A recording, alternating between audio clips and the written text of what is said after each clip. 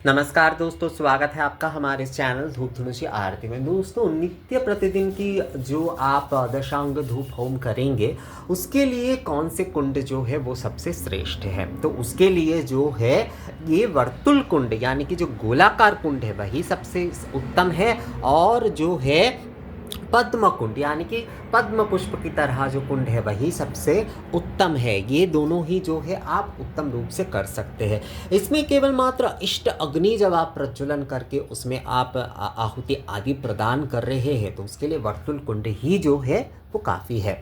और जब आप सकाम रूप से कुछ करना चाहते तो तब जो है इस प्रकार के जो पद्म कुंड आदि है उसमें आप होम आदि कर सकते हैं, यानी कि दशांग धूप होम आदि आप कर सकते हैं। और बहुत बृहद तौर पर जब आप कर रहे हैं तब आप चतुष्कोण कुंड में जो है वो कर सकते हैं। तो इन तीनों कुंड का ही ज़्यादातर आप देखिएगा कि प्रयोग किया जाता है।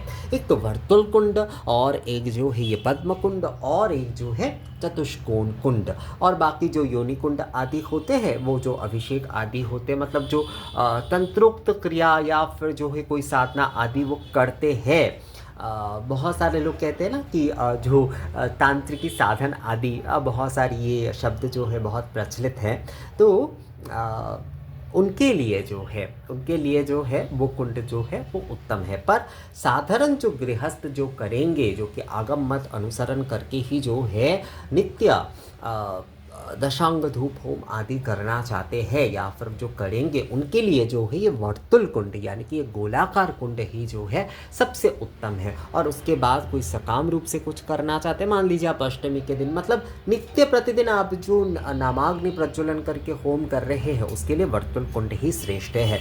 और अगर आप जो है आप कुछ मान लीजिए विशेष कुछ दिनों में पूर्णिमा के दिन या फिर जो है आप अष्टमी आदि के दिन जो है आप होम करना चाहते हैं, संक्षिप्त रूप में ही करना चाहते पर सकाम करना चाहते हैं, तो उसके लिए जो है ये पद्म कुंड जो है वो बहुत उत्तम होता है। और जब बृहद रूप से करते हैं तब जो है चतुष्कोण कुंड आदि में मुक्त किए जाते हैं। तो इसमें ही जैसे कि सबसे पहले जो है इन कुंडों को जैसे कि प्रक्षालन करते हुए जो है फट मंत्र से जो है शोधन आदि करते हुए इसमें जो है आप जब देवी पूजन कर रहे हैं तो निम्नमुखी त्रिकोण आप जो है सिंदूर से, कुमकुम से या हल्दी से बनाइए। और देव पूजन कर रहे हैं तो ऊर्ध्वमुखी बनाइए। और उसके ऊपर जैसे कि आप काष्ठ से करना चाहते हो तो काष्ठ से करिए, आप छिलके से करना चाहते हो तो छिलके से करिए, आप जो है अगर गोबर के कंडे से करना चाहते हो तो कंडे से जो है आप सजाकर जो है उसमें नामाग्नि प्रज्वलित करते हुए जो है वो आप हवन करिए। तो नित्य प्रतिदिन की जो हवन है, नित्य प्रतिदिन के जो होम कार्य यानी कि दशांग धूप जो ज्ञानार्णव तंत्र में कहा गया है,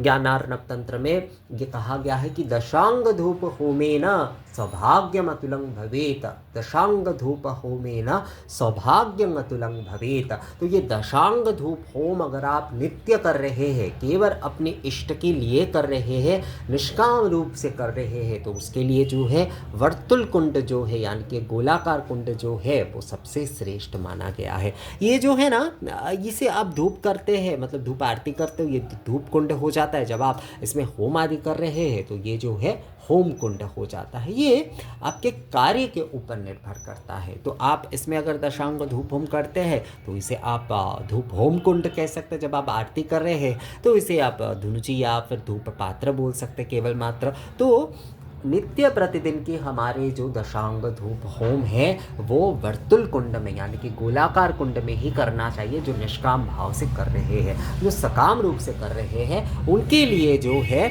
पद्म कुंड जो है वो सही है। और कोई अगर बृहद रूप से कोई विशेष दिन में कर रहे हैं, जैसे दुर्गा पूजा आदि में बृहद रूप से होम किए जाते हैं, तो वो जो है आप चतुष्कोण में कर सकते हैं। और अगर विशेष दिन में आप संक्षिप्त में भी कर रहे हैं तो उसमें भी आप ये वर्तुल कुंड और जो है पद्म कुंड ही जो है वो आप प्रयोग कर सकते हैं। तो वर्तुल कुंड यानी कि गोलाकार कुंड जिसमें कि आप नित्य प्रतिदिन अपने इष्ट के अग्नि प्रज्वलन करके जो है यानी कि नामाग्नि प्रज्वलन करते हुए जो है उन्हें आप आहुति प्रदान कर सकते हैं, दशांग धूप होम कर सकते हैं। और पद्म कुंड, इन दोनों कुंडों में ही जो है आप जो है कर सकते हैं। नित्य प्रतिदिन के आपकी जो दशांग धूप होम है या फिर संक्षिप्त होम आदि है, और विशेष दिन में भी जो है आप संक्षिप्त रूप से अगर होम आदि कर रहे हैं या दशांग धूप होम आदि कर रहे हैं तो आप इन दोनों कुंडों में ही जो है वो कर सकते हैं। तो ये वीडियो मुझे लगता है आप लोगों को समझ में आ गया है दोस्तों। अगर इस बारे में और कोई सवाल आदि आप लोगों का है तो आप लोग मुझे कमेंट्स करके या मेल करके बोल सकते हैं। मिलेंगे आपसे अगले वीडियो में, तब तक के लिए नमस्कार।